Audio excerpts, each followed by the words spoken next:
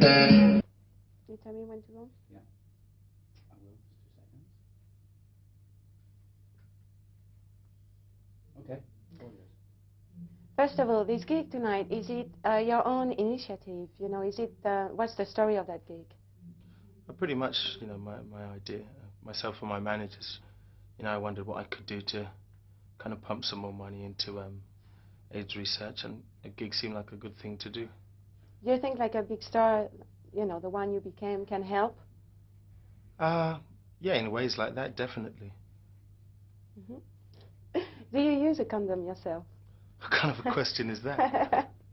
Well, I guess you do then. Is it a long time you wanted to do that kind of thing? For the AIDS charity, you know, for charity? Only since I became aware of it, you know, since there's been so much attention paid to, you know, to the AIDS crisis, since it's been brought to the public eye. Mm.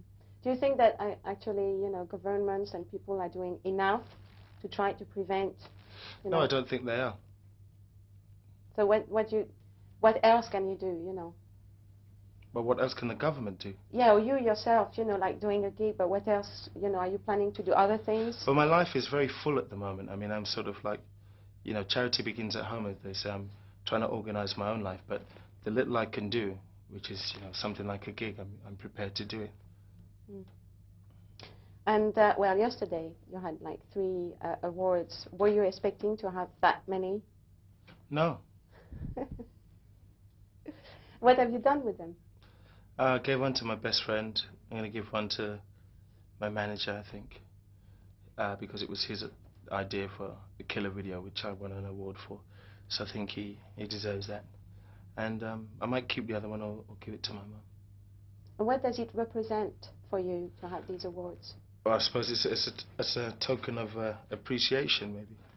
You know, my work so far. They feel really good to get, you know. You've been doing as well a big concert in Rio in front of 75,000 people. 45. Oh, 45. 70 sounds nicer, but in reality it was about 45,000 people. But I think it was televised to maybe 80 million people. So. And so, how was the experience of playing in front of so many people? It was really good. You know, you learn lots from doing stadium gigs. I mean, I did one just before that, which was in Sao Paulo, and that was the first stadium gig I did. So it was quite a learning experience. It was very different from playing small halls. You know, you have to be larger than life, as they say. And you became a huge star very quickly. You know, first LP. How do you plan to avoid the dangers of success, you know, that can change the personality of a person, for example? The dangers of success? Well, I suppose the thing to do is keep your close friends around you. You know, they'll always tell you the truth if they're your friends. That's it? I mean, you tell me what you think the dangers are, and I'll tell you how I intend to avoid them. Well, the ego obviously can become larger and larger with success. You know, it might not be a very good thing because then you're not, you know, down to earth anymore. So. Do I seem like I have an overinflated ego? No, I'm not saying it. Then I must be doing okay, right? Yeah. But you know, you're just at the beginning of a success that's going to become even bigger, probably. Yeah, well, I mean, I'll cross that bridge when I get to it. And as well, you appeared like out of nowhere, you know, suddenly. Yeah, so that's the most common term that's been used. He appeared from nowhere. But the second most popular one is he has a weird marks on his face.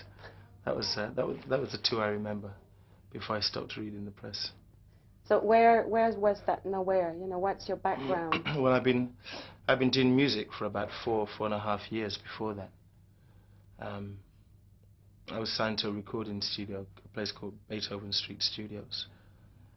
They gave me my first break, so to speak, like a production deal. And it sort of took off from there, really. You know, I met Adamski after I came back from Asia. we did a track together and it was really successful. I think why people say I appeared from nowhere is because the first thing I was involved in, commercially, was such a huge success. But I didn't actually appear from nowhere. I mean, I was known within the kind of industry, to an extent, in terms of other musicians and people like that. Mm-hmm. And you've been traveling in Asia, as you said. What did you bring back from Asia? You said 6 months then there. A bit more spiritual awareness, maybe. Have you been researching about religions down there, because they're very different not from really here? religions. I'm not really interested in religions. More to do with cultures, I think. So what did you discover? What did I discover? Well, I mean, what would you discover if you go to a place like Asia? I mean, people live completely different, or in a completely different way than the way people live in the West. People I tend to find people are much more in touch with their spirits and their souls. You see people who don't have very much material-wise, and yet they're really happy. So you ask yourself all kinds of questions. So you brought back a bit of wiseness, I guess. Whatever you want to call it. So what's your next project, I guess? My next project is to, I start work on my second album. I start actually laying the tracks down in April. Then I think I hope to do a tour, a small tour of America at some point, maybe in May. So what can we expect from the next LP? Is it going to be the same vein that the first one, or can it be drastically different? It's going to be a record full of good music, my best music. That's all I can say, really. And I don't know whether it's going to be like the first one. Your perception might be different from the way I intended it to sound. So I can't really answer that question. One thing's for sure is it will be a quality record, because I only believe in putting out quality records. And did you write the songs already? I've written quite a few of them. I'm writing all the time. I might even write about this experience here. But yeah, that was one of my questions, where, for the next LP, what are the influences? My influences, they're just a kind of, I suppose my album, or the next, or all my music really is kind of like, it's just an account of my life and what I see happening in other people's lives, And you've been presented as well by a record company, but newspapers as well, like the new George Michael, especially in America, I think. Do you accept that, or you don't like it very much? I'm not aware of it. But now, if I tell you, people think you are. Do you like it, or you don't like it? Well, I haven't really had time to think about it, because, this is the first time I've heard it.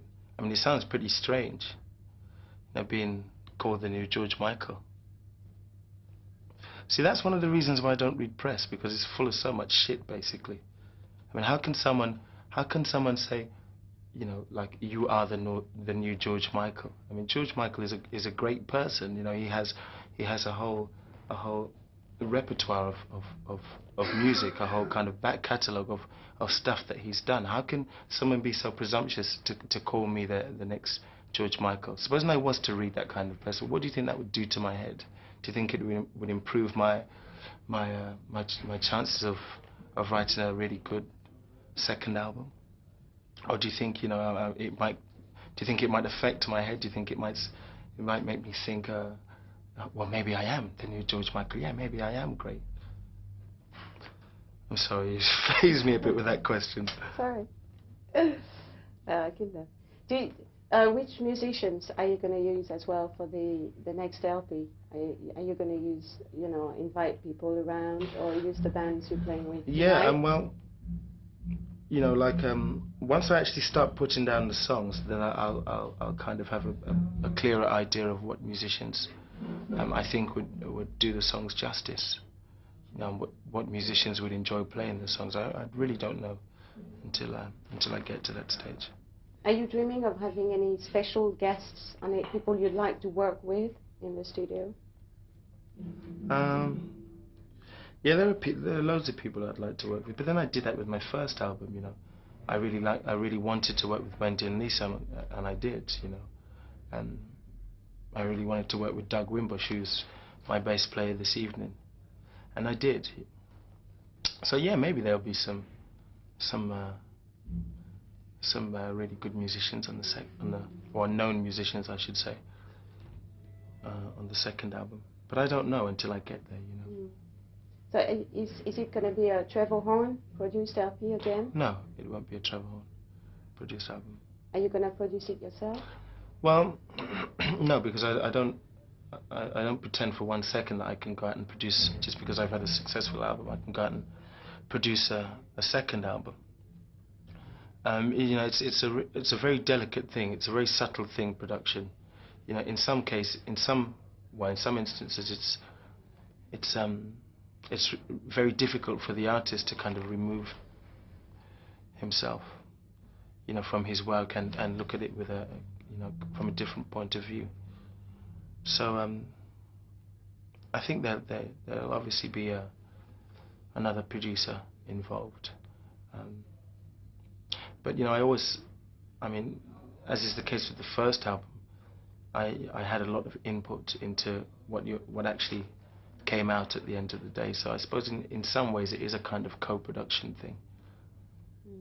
But any singer-songwriter will tell you that, you know, if you write songs as well as sing them, then you know you generally have a picture in your head of how you want them to sound. I mean, it's like, you know, it's like a baby. And this acoustic EP, you know, is it something as well you really wanted to do, to have like acoustic versions of your song available for people? Well, I hope so. Yes, I mean, I write from the guitar, and you know, it's nice to sometimes strip the songs down and hear them in their kind of purest form, if you like. Mm. Another dimension, really. Let me see if I have others. I think that's it. Thank you very much. Yeah. Thank you very much to you. Is it? Yeah. 5 minutes early. Yeah. Good.